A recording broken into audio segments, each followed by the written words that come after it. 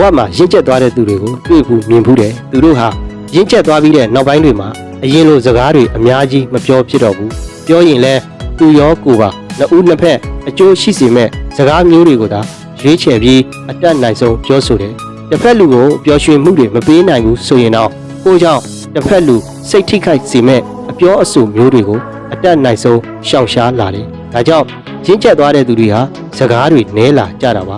ရှင်းကျက်သွားပြီးတဲ့နောက်ပိုင်းမှာအဲ့ဒီလူတွေဟာ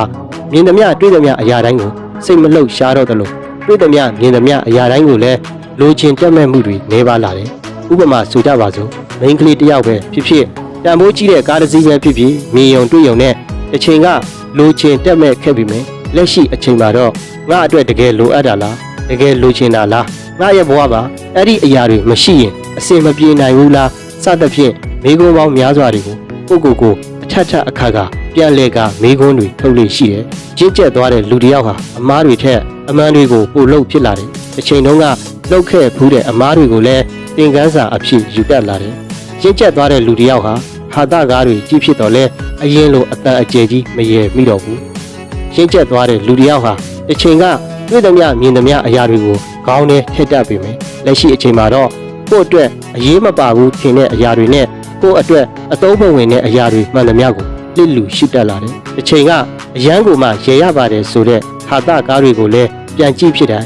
ငါဟာအဲ့ဒီအချိန်တုန်းကဘာကြောင့်တန်အကျယ်ကြီးရေမိပါလိမ့်ဆိုပြီးကိုပြန်သုံးသပ်လိရှိတယ်အရန်ကိုမှရေရပါတယ်ဆိုတဲ့အရာတွေလက်ရှိအချိန်မှာတွေ့မြင်ခဲ့ရင်တော့အရင်လိုအတန်ကျယ်ကြီးမရေမိတော့ပဲပြုံးယုံမြတာပြုံးဖြစ်တော့တယ်ရှင်းကျက်သွားတဲ့လူတစ်ယောက်ဟာတစ်ချိန်ကသူများအကြောင်းတွေကိုစိတ်ဝင်စားတာထက်လက်ရှိအချိန်မှာကိုယ့်အကြောင်းကလွဲရင်မြည်သူအကြောင်းကိုမှစိတ်မဝင်စားတော့ဘူး